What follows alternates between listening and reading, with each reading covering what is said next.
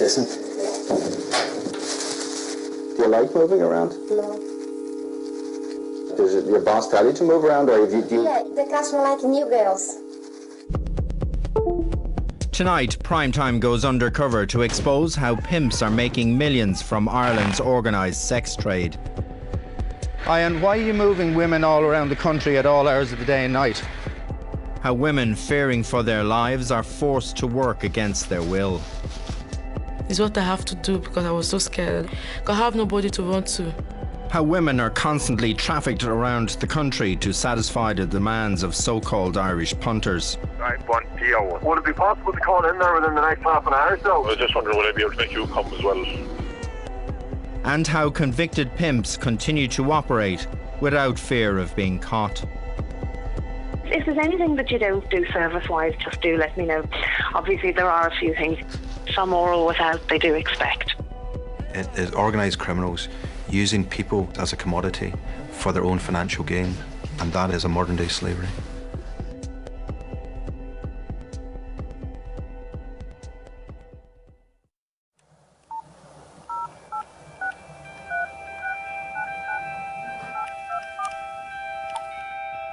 Under Irish legislation, it's not illegal to sell or buy sex, provided the transaction takes place in private settings and the woman selling the sex is not a victim of trafficking.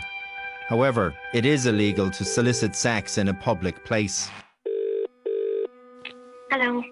It's estimated that 20 years ago there were less than 200 women working in prostitution here. Yes, I'm working. You must come here if you want.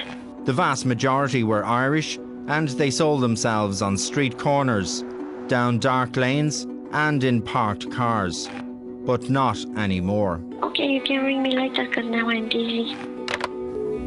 The arrival of mobile phones and the internet has completely changed how prostitution is organised and run. At this very minute, there are more than 700 women selling sex. Not on street corners, but behind the curtained windows of anonymous apartments in almost every town and city across the country. While some women choose to work as prostitutes, the majority do not. Nowadays, as we discovered, there's an even darker, even more sinister side to the world of prostitution in Ireland. It's a world most of us know little about. Tonight, for the first time, Primetime can take you to the heart of organised prostitution. We bring you face to face with the pimps behind the criminal networks spanning the country. We show you how, using information technology, we trailed hundreds of women being moved all over Ireland, simply to satisfy the increasing demands of Irish men, or so-called punters. There are many businesses and websites which use the word escort in their name without referring to prostitution. However, our investigations have led us to one specific website, escort-ireland.com. In order to get some insight into the Irish punter, we had a female member of the production team pose as a prostitute on the website. Within minutes of placing the ad, calls from potential customers came flooding in. Hello, I just wanted to get a price. Hi, I was just calling to ask, how much the half-hour session with you? So what would be the cheapest you charge? If you do end up, you definitely don't do all well if your customers came. That's the right price. In fact, in just 5 days, we received almost 350 calls or texts from men looking for sex. It's dreadful. We've been really crying out for police. A few of us actually coming down. You don't know many other ladies. I tell you don't want it out. You're in your 20s. That could be your auntie, you know. That's a staggering 70 calls a day. Be very discreet, don't you worry. Thank you. It's a parking nearby. So what would be the cheapest you charge? Would it be possible to call in there within the next half an hour? This is a market-led trade, and it has almost boiled down to a takeaway menu whereby you have buyers saying, will I have Polish tonight? Will I have Thai tonight? Will I have Chinese tonight? With blowjob, is that coming out for 5-1 PO? What they see is not necessarily what they're going to get, because you're talking about the hidden crimes. You are talking about women, very young women, sometimes minors, who are being exploited, who are being hurt. One such person is Adriana. She was barely 20 years old when she was taken from Africa, brought to Ireland and forced into prostitution against her will. When I look at myself in the mirror in the morning, I cry, I don't even eat. I was thinking, what kind of a life is this? Men coming in, going out, coming in, going out. So I said that this is not the kind of life I want for myself, 'Cause I don't even know what is going to happen to me. I don't know where to go. I don't even know anybody to run to.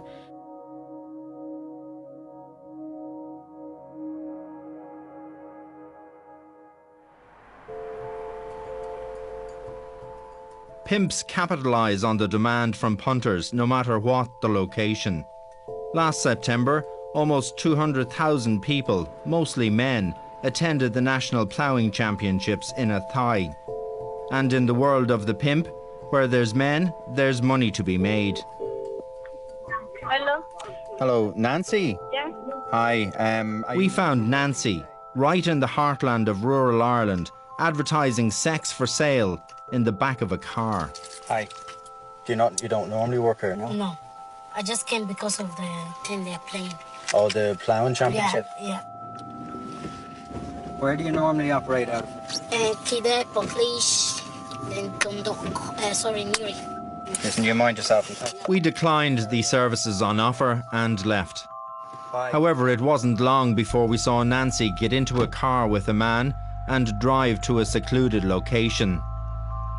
The women advertised on the Escort Ireland website range from somebody like Nancy working out of the back of a car to women working out of luxurious apartments in upmarket Ballsbridge. The women we identified as involved in prostitution in Ballsbridge actually work for an escort company called the agency XXX. Under Irish legislation, it is illegal to advertise, organise, control or profit from the activities of prostitution. By advertising as so-called escort agencies, companies like the agency XXX try to circumvent the law. However, as we discovered, the agency XXX is nothing more than a prostitution service actively selling women for sex. Hello, Gina speaking. I'm looking to book an in-call for later this evening. Who I have available at the moment, I have a beautiful Jacqueline. She's a 21-year-old Brazilian, blonde hair, stunning girl, does a super service. Or I have Kerry, a blonde 24-year-old Irish girl. According to the adverts for the agency XXX, their escorts charge only for their time and companionship. However, as you are about to hear, they are actually selling hardcore sexual services. What's involved in full service, or what's the difference between full service Full service is anal. After identifying the brothel, we faked a domestic emergency and left. While watching two individual apartments over a number of weeks, we noticed one particular vehicle repeatedly come and go at all hours of the day and night. Curiously, all of the passengers were women. Further investigation identified the women as working for the agency XXX. The taxi is owned and operated by this man, Anthony Fennell from Tala. So was Mr. Fennell just a taxi driver, unaware of the nature of what was going on around him? Yes, Gina speaking. Hi, how are you? To answer that, we booked an appointment with Isabella for 10:30 at a fictitious address on the north side of Dublin. Isabella, then, can I get an out call, please? Yeah. Can I get our taxi driver to call you? He's our own driver. His name is Anthony. And he works for you, yeah? He works for us. He's 110% discreet. Yeah. There was a mix-up in the appointment time, so when Fennell finally arrived an hour late, I jumped into his taxi and told him I had changed my mind about using my apartment, and could he take Isabella and me somewhere else for the appointment. Hi, how are you? One quick phone call to the agency XXX office, and Fennell rearranged my out call to an in call at the brothel in Ballsbridge. Out calls and in calls are phrases commonly used by people involved with prostitution. No, right, this is going to be an in-call here. I'm bringing them back to the apartment now. You'd never have mix-ups around that, you know what I mean? That's that kind of a way, like that. No, That's what I'm saying, like obviously that'll be kind of, well, not worrying, but you know what I mean, that'll be a pretty serious thing to do. No numbers are after that. Oh, right, okay. Oh, yeah, obviously. Okay. How long are you saying? An hour. An hour, right.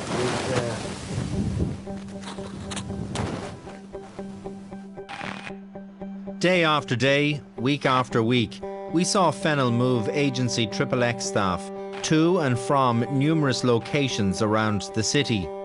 All the time, the pattern was exactly the same. Collect the women, regularly refusing ordinary members of the public as passengers. Deliver the women, then return them to Ballsbridge. Another aspect of Fennell's behaviour aroused our suspicions.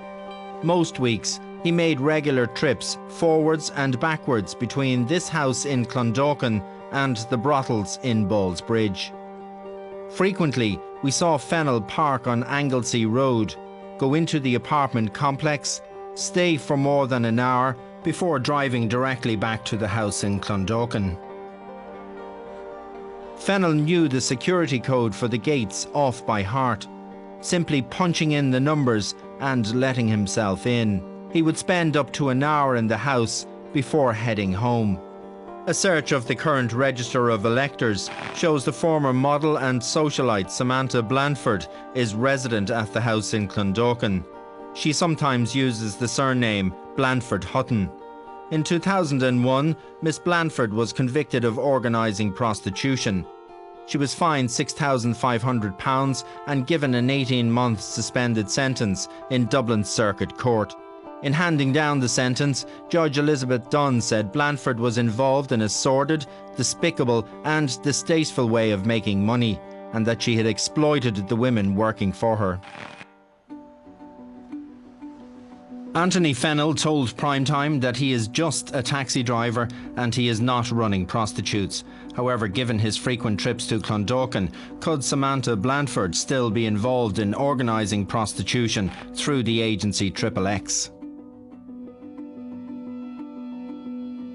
To investigate this further, we had a female member of the production team call the agency office to see if they were hiring escorts. Hello. If you send your photograph, mark it for attention of Alex, who owns the agency, and she will give you a ring, yeah? So this person, Alex, was the boss of the agency XXX, and she was going to give us a call very shortly. Based on this development, we set up a surveillance operation on the house in Clondalkin. When we arrived there, Samantha Blandford could clearly be seen through the open curtains working on her laptop. A few minutes later, our colleague received a text inviting her to call Alex to discuss the job. This is what happened next. Hello. Hi, how are you? It's here. Hello. How are you, love? I'm fine. How are you doing? Good, good. You just pop in, you can see the apartment and whatever. And as I said, if you have your photographs, obviously it's easier, you know, like to get people. So if you get a chance over the weekend, just to send me the. We have a lot of regulars anyway that would, like I said, I can't guarantee that you do 4 or 5 in the day if you know, because you've no photos up. But we do definitely have a few regulars that would, you know, that would believe us that you're lovely. Yeah, is it, do you mind me asking, is it standard rate? It's 50-50 split, love. 50-50, okay. And we do 150 for half an hour and 250 for an hour. So basically you come out with the same sort of money that you would do if you were working independent. We're in the best areas, so the rent would be €35 a day, providing you have a client. If you don't have a client, which very rarely happens, then you don't pay rent at all. But so you'd be right. I think the one that we're going to put you into is beside the Herbert Park. And obviously just to have backup there. When we go on call-outs, we have drivers who go with you and wait outside so that you can always make a quick escape if you have a problem. But just to have somebody to manage your bookings for you, etc. If there's anything that you don't do service-wise, just do let me know, because I don't want to put things on your profile that you're not happy doing.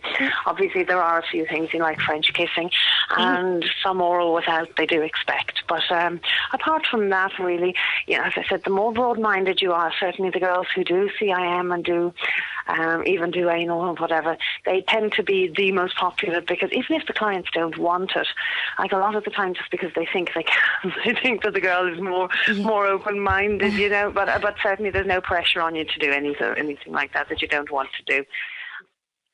Now, there's only a few basic rules. One of them is that when you're working, you don't turn off your phone, so that we know where you are, and it's for your safety and security.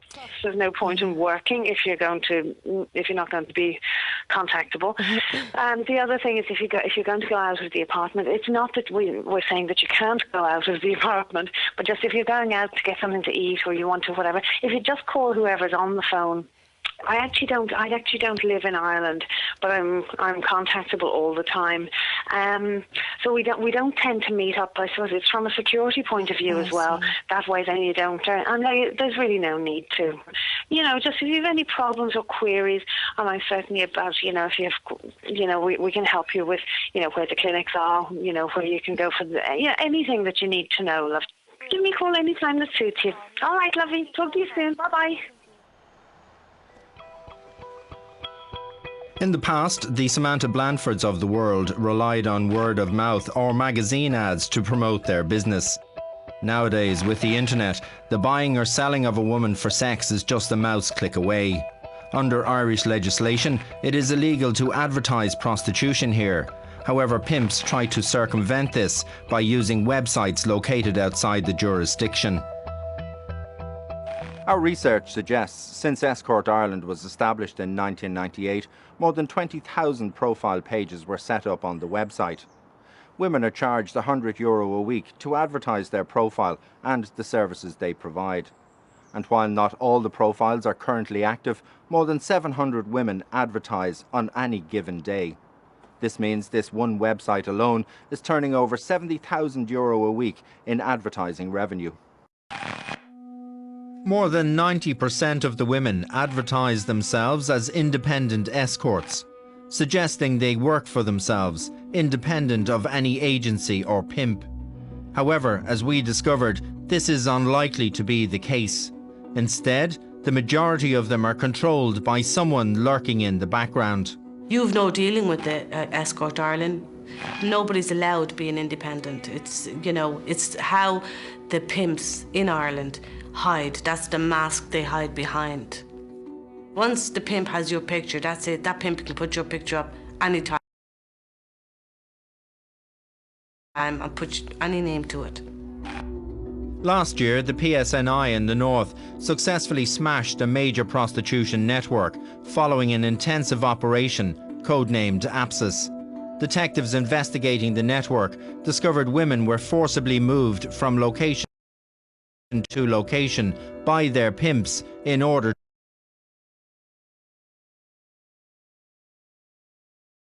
to evade detection. The gang used the Escort Ireland website, among others, to advertise the women. In what was described as a landmark case, the courts found those running the prostitution network were guilty of human trafficking. Trafficking is a very difficult offence to prosecute. Now, this crime group had a very unique and a very professional business model, if I could call it that. They would identify vulnerable people within Scotland, England or Wales, rent serviced apartments in different towns and cities around the country. They'd identify where the market demand was, and they would move their resources, that being the prostituted women, between the brothels on a very regular basis to keep the trafficked persons confused, keep them disorientated. But also, unfortunately, there's a demand from the people who do pay for these services that they want to experience new people all the time. So is the same thing happening here? Are vulnerable young women being constantly moved around the country to keep them confused and to evade detection? Our initial observations of the Escort Ireland website showed names, locations, pictures and phone numbers were regularly changed. This made it impossible to keep track of any single individual or their movements. That is, up until now. To get to the bottom of this, we would have to keep a complete record of everything that happened on the website. To achieve this, we set up our own database, which was a mirror image of the escort-ireland.com website. Every day for the past 4 months, we copied every single change in every detail of all the women being advertised. And the results, as you will discover during the course of this programme, were startling.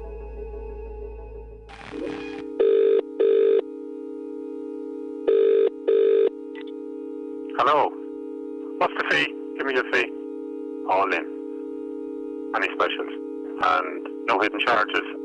You've no friends with you, no? According to the website, there are women available in every single county. To be continued. Bye-bye. Let's look at County Kildare as an example, and specifically the town of Sallins. Our records show 24 women on average are advertised as available for sex in the county every day.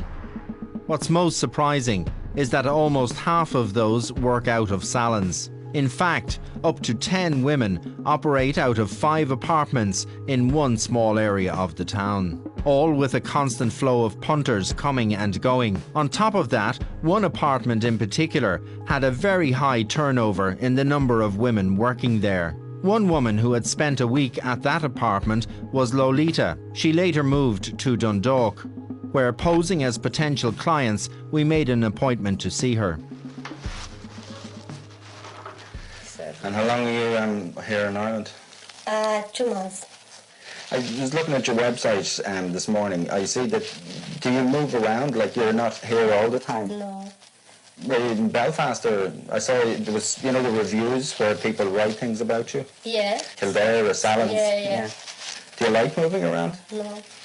Did your boss tell you to move around, or do you... Because you spend more money, the customer like new girls.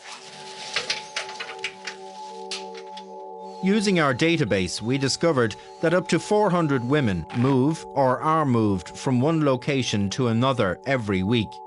That raised the question about how 400 women, supposedly working independently of each other and supposedly working independently of pimps or agencies, all decide to move in 1 week.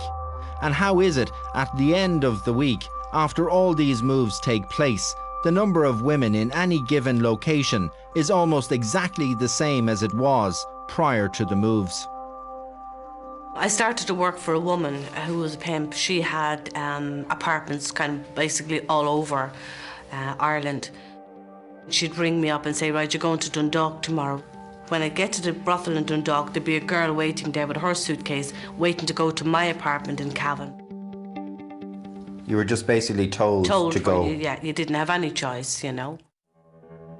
Recently, we discovered an even more sinister side to the prostitution taking place in Sallins. A side where nothing is what it seems. Where everything about the women, including their identity, is constantly changed to evade detection. This is Susie. At least that's what she's advertised as today. On other occasions, she is Alice. Sometimes she's 21 years old, other times she is just 19. The only constant thing about her life as a prostitute, she is made available to men 14 hours a day, 7 days a week. A number of weeks ago, we made an appointment with her. When we called to the apartment, we were shocked by what we found. She answered the door, wearing nothing but a pair of pants. She appeared completely disorientated. What commission want? Work here, live here. Yes, no rural car.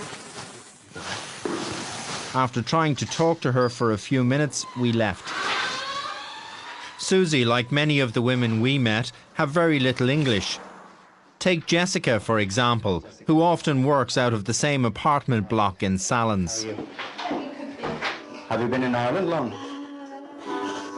I don't know to speak very well English.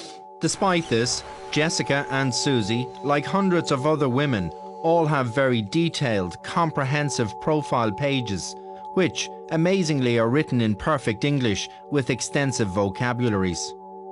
Jessica advertises on the website as an independent escort. However, we discovered she is in fact part of a larger network. These networks are run by nameless, faceless individuals, constantly lurking in the background. When we examined Jessica's profile in more detail, we discovered that despite wanting to stay in one location, she was constantly moved around. Girls are moving all the time. 1 week here, 1 week I don't know. I'm not getting to moving here. I don't want to move. In fact, over a 4-month period, we filmed her in Monasterevin, Sallins and Portlaoise. She would spend up to 16 hours working every single day of the week, including weekends. Okay, I have to give the directions to get here in my apartment, yes? Recently, she was moved back to Sallins, this time to a different brothel in the same apartment complex.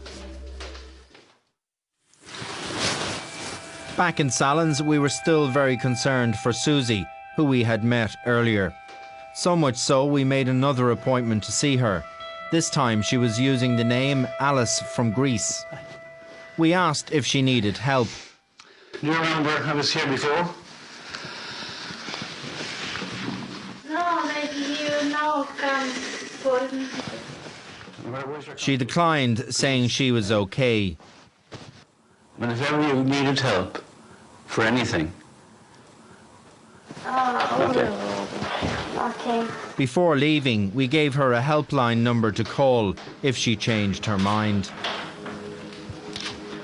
So why does Susie and many other women like her stay in situations like this? Why don't they just run away? Or why don't they look for help?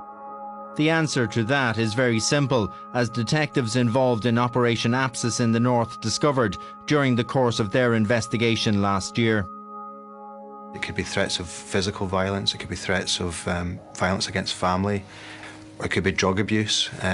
Were they basically kept virtually in captivity? Yes, they would be allowed out, and on occasions they did actually travel between brothel locations, but they knew they had to be there at a certain time. They were told how to travel, when to travel, but that controlling and that fear factor on them was so great that they would never go and ask for help. I went to Waterford. Yeah, after Waterford, I went to Kekene, then Enniscorthy, then Navan. She would text me the address of the place, where the address, tell me to go to this thing. I have to do it because I don't know, because it's what I have to do because I was so scared. I don't want her to come and kill me because I have nobody to run to. The clients that were coming to you, were they all Irish or? Yeah, they were all white. Coming up in part 2, we expose the pimp behind one of the country's largest prostitution networks and how the authorities are struggling to stop the pimps who continue to flout the law without fear of being caught.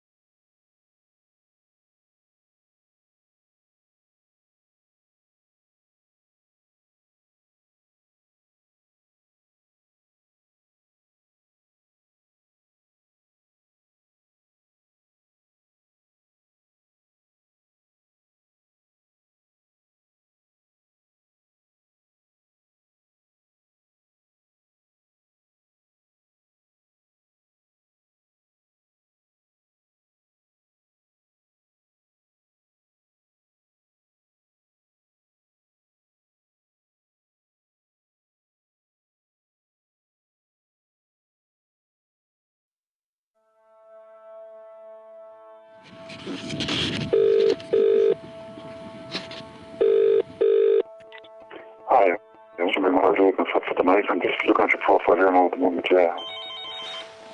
Prostitution is a multi-million euro industry in Ireland. I wouldn't mind sharing over, you know, if the girl was up for it or whatever, you know. In the past 20 years, the demand has increased tenfold. On top of that, Irish punters are willing to pay more for sex than their European neighbours. I don't want to sound kind of slutty, but I obviously enjoy sex. This makes Ireland a very attractive market for foreign criminal gangs who traffic and prostitute women. Bye-bye. Last year, Romanian police, working in cooperation with Gardaí, smashed a Romanian criminal network. The network was led by Florin Nicolae Ghinie, a convicted human trafficker. Since 2007, the gang made vast amounts of money by selling Romanian women for sex in Ireland. Vărul primar al lui Ghinea Florin, pe care l-au transportat în Irlanda. The women, some as young as 18, were taken from rural parts of Romania and were promised good jobs in Ireland in the hotel and restaurant industry. However, when they got here, they were put to work in brothels. The gang advertised the women on the Escort Ireland website. One of the gang members collected the money directly from the women and regularly brought it back to Romania.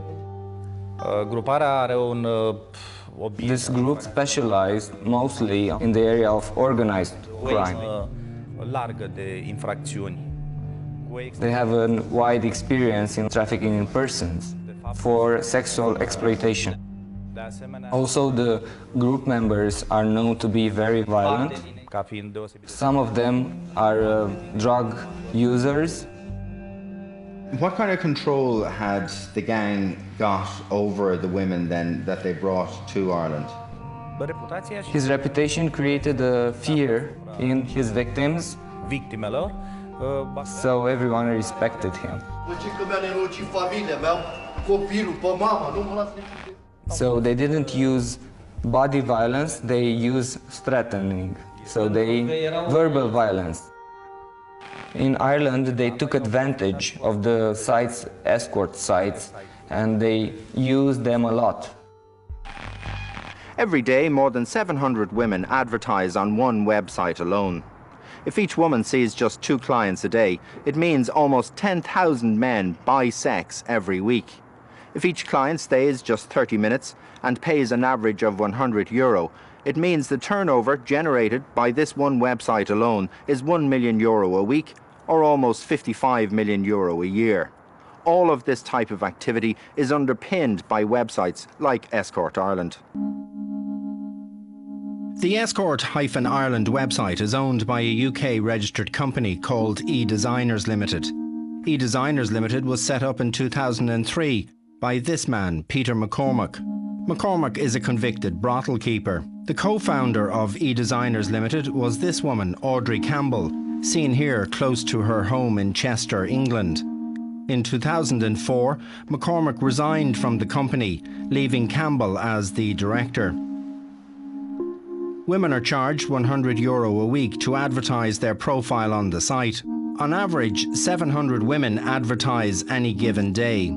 This means this one site alone is turning over €70,000 a week in advertising revenue. In a statement to Primetime, eDesigners Limited and Audrey Campbell stated that they are unable to comment on the content of this programme, but wished to make it clear that escort-ireland.com is a lawful internet directory based in England, that the website falls outside the Irish jurisdiction, that eDesigners Limited do not control the nature or content of the adverts placed upon it, and that the company has no knowledge of the circumstances of the individuals who advertise upon the website. Back here, one of the Escort Ireland website's biggest advertisers was Ion Anton, a Romanian national. He also uses the name Antonal Ionut. He's heavily involved in one of the largest prostitution networks in the country. He came to our attention when our database revealed numerous similarities and patterns of movements between brothels as far apart as Dublin, Ennis and Dundalk. When we paid a visit to this brothel close to Christchurch in Dublin, we discovered up to 4 women working there. The women, some as young as 19, are advertised as available 24 hours a day, 7 days a week. Every day, Anton went to the apartment in Christchurch, which is at the centre of the network he is involved in. After parking the car, he spent anything up to 16 hours inside. On numerous occasions, he stayed overnight. It's your age. You can't take 2 girls. Do you want to stay now? For months, the landlord, like the majority of other landlords whose premises are used as brothels, was completely unaware his apartment was being used for this purpose. He spoke to us, but asked not to be identified. What was it like when you went onto the website first and you saw your apartment featured on Escort Ireland? It was shocking. My apartment, my furniture, the area where my daughter was going to live was being desecrated, shall we say. Your apartment has been raided by the Gardaí. Were they able to do anything? They confiscated some phones, but that doesn't constitute proof of anything, does it? Further investigation of Ion Anton revealed he is a key figure in the running of a brothel on the outskirts of Ennis in County Clare. We found up to 4 women there working as prostitutes.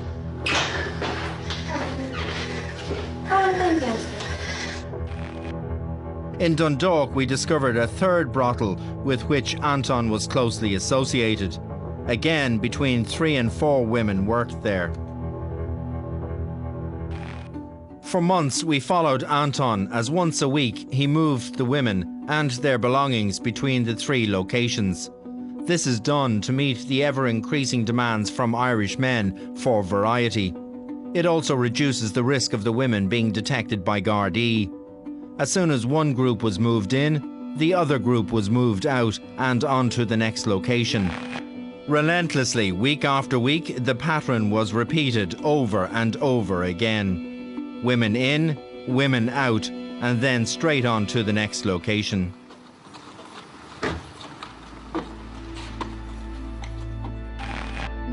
To ensure the changeover was as smooth and as fast as possible, Anton would often phone ahead to ensure the women were ready and waiting for him.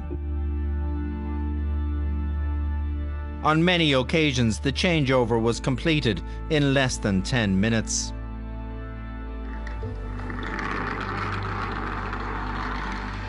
The women Ion Anton moves around the country are barely out of their teens and are all less than 23 years old. The number of very young women being put to work as prostitutes here is increasing at an alarming rate. Analysis of our database shows 1 in every 4 women advertised on the Escort Ireland website is 21 years old or younger. Adriana was just 20 when she was trafficked into Ireland by an African criminal. She was made to work as a prostitute in numerous brothels around the country in order to pay off enormous debts to those who brought her here. The first man that came, I was crying to the man. He might call the woman that I refuse him sleeping with me. So anything can happen with me. So I don't have any choice. How did the clients treat you? Whenever they come, I always tell them my situation, crying to some of them, but some of them I don't cry to them. Some of them, the way they treat me, violent, calling me name, bitch, or, things like that. Back to Ion Anton, who recently had a close encounter with Gardaí. Last November, just 4 hours after we filmed him moving these 3 women into the building where the brothel was operating from, Gardaí raided the apartment. The 3 women were arrested and brought to court the following morning. The 3 were charged with managing and running a brothel. According to the ads on the website, the 3 women in question were from Spain and Sweden. However, it transpires the 3 were in fact from Romania. Following their court appearance, the young women were released on bail. One might think that being arrested by Gardaí could potentially offer a chance of escape for the women. However, that's not the case.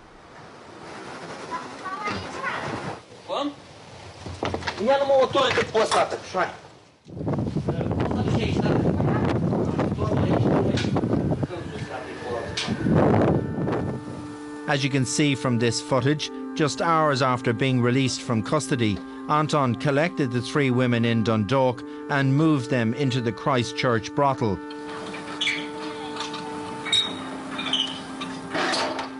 He even had one of the women, who was still in her dressing gown, come down from the apartment upstairs to speed up the operation by helping move all the black bags.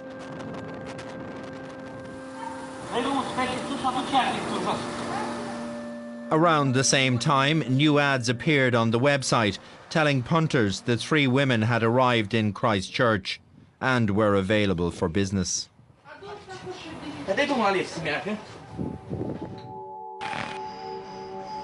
If a number of women are found in a brothel, they're not necessarily all guilty of brothel keeping, and yet this is the perception that the pimps rely on so that they can remain at arm's length.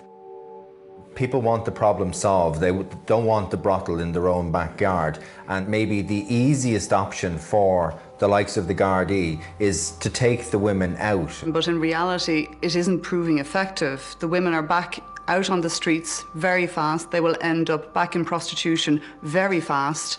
There are some very strong expertise and experience within the Gardaí, but the resources are not currently there to really effectively support them to tackle this issue. Equally, the legislation has a lot to catch up with. Within 10 days of the Garda raid in Dundalk, we discovered Ion Anton delivering women to a brand new brothel, this time in Cavan town. We found 3 women operating from one small apartment there. Days later, and again we found Anton delivering more women to yet another new brothel, this time on the outskirts of Athlone in County Westmeath. 3 to 4 women worked there as prostitutes. I don't have a room, only children. Must come 2 by 2.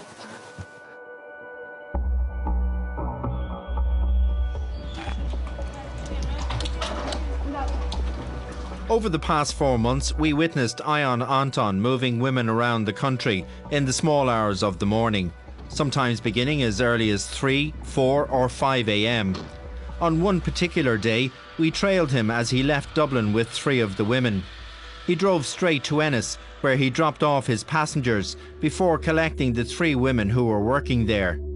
Then it was off to Athlone, where the 3 were delivered.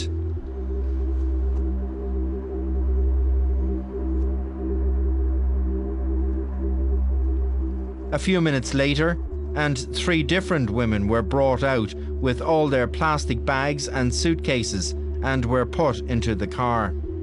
The swap over took less than 10 minutes, and Anton was on his way to Cavan, where the whole process was repeated for a 3rd time. Women dropped off, women collected. While all this was going on, the women's profile pages on the website were being changed and updated. The final leg of the journey was the trip back to Dublin, arriving in Christchurch at 1 a.m. the next morning. In less than 24 hours, the changeover across the country was complete for another week. Many women working as prostitutes in Ireland are exploited, not just by the number of hours they are forced to work, but also by the pittance they are paid by their pimps. How many men were you expected to see every day? Yeah, sometimes 3 men, sometimes 4, sometimes 5. Sometimes when it's busy, you get more than 5. How much money were you paid for working as an escort? Sometimes I get 30 euro every day. Sometimes maybe I have to get somebody, maybe 1 person in a day. Maybe in that day I will have 20 euro. 20 euro? Yeah.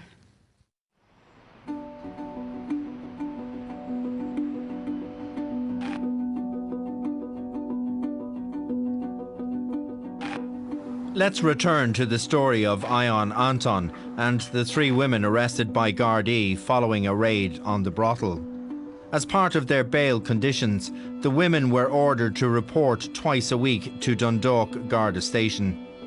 So twice a week, Anton took the 3 of them from whatever brothel they were working in and brought them to sign on.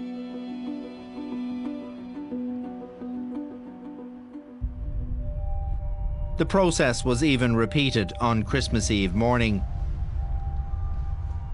This time the women were brought from Christchurch.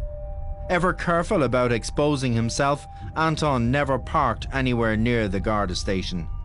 The women associated with Ayan Anton are made available to punters 24 hours a day, 7 days a week.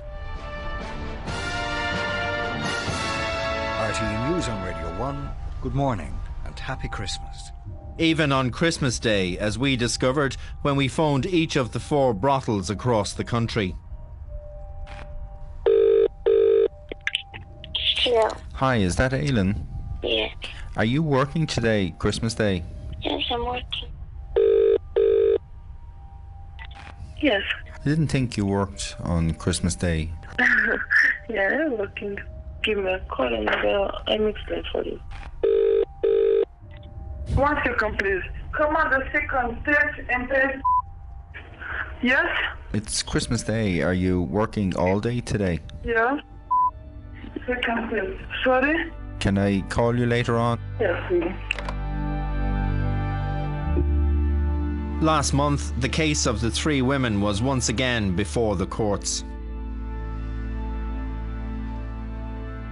Ayan Anton delivered the 3 to the hearing, taking care to park well away from the courthouse.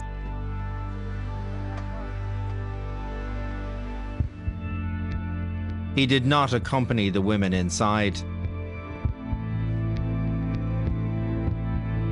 Ayan Anton, aka Antonal Ayanut, controls the movement around Ireland of up to 14 women. On a conservative estimate of each woman seeing just 2 clients a day, the network in which he is a key figure turns over €20,000 a week.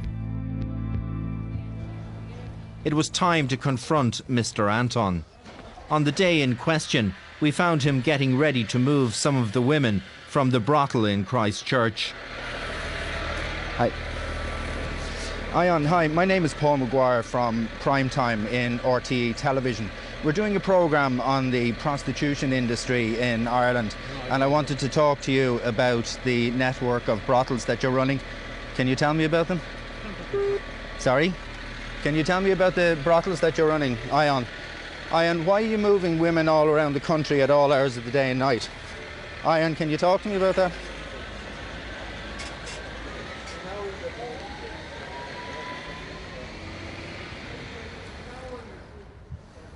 Ayan Anton just abandoned the women and their belongings. Shortly afterwards, the women deserted the brothel.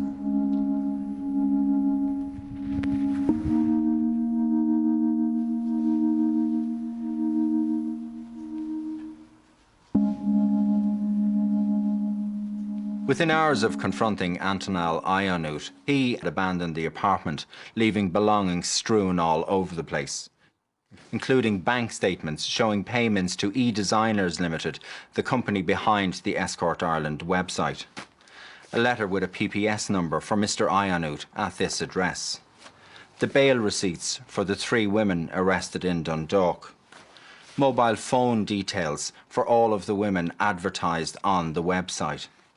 Electric bills and lease agreements for all of the other apartments they used as brothels around the country. And most significantly, diaries showing what appears to be the money taken in by the women working here, and a column showing what appears to be Ayanut's cut of the takings. In one diary alone, there are takings for 4 women over a 20-week period. The total money taken in excess of €100,000. Incredibly, just hours after we confronted Ayan Anton, we found one of his colleagues moving the women and their belongings to a new apartment close to Cork Street. The move took place during the early hours of the morning under the cover of darkness. Once again, Ion Anton remained well away from the action. The evidence we gathered over the past 6 months proves organised prostitution in Ireland is increasing at an alarming rate. The increase is facilitated by a number of factors, including a shortage of resources allocated to combat the problem. At present, there are just 2 dedicated Gardaí assigned to the unit which deals specifically with organised prostitution. Another area which needs to be addressed is the ease with which mobile phones can be acquired. Our database reveals there are in excess of 4,000 mobile phone numbers being used by those selling sex on one website alone. Remember, our colleague received an average 70 calls a day when she posed as a prostitute. That's a lot of money for the mobile phone companies. Then there are landlords, the vast majority of whom are tricked into renting apartments, which are then used as brothels. But there are others who rent apartments to women knowing they work in prostitution. Back to our colleague, she was offered 10 different apartments in 1 week alone through the Escort Ireland website.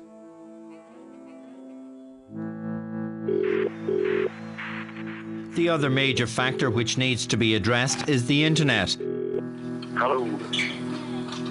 See, you're a new girl on the block. I said, I'll have to try this girl. And how sites like escort-ireland.com try to circumvent the law to facilitate organised prostitution and its consequences.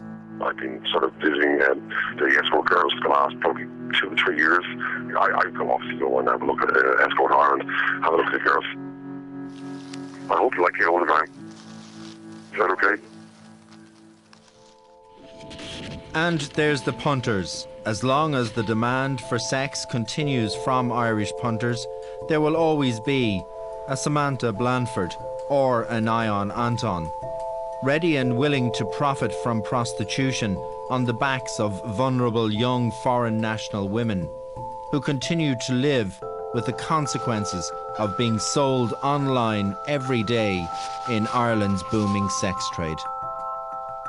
I'm scared because sometimes when I go out, I'll be thinking I'm going to see them on the way. Sometimes when I'm alone in the house, I'll be thinking maybe they can just brought you to my house. It's different kind of imagination because I know they are here in Highland. This message was left today at 4:32. Hi, this is just wondering how much you have for half an hour and if possible could we get a meeting tomorrow? Oh, yes.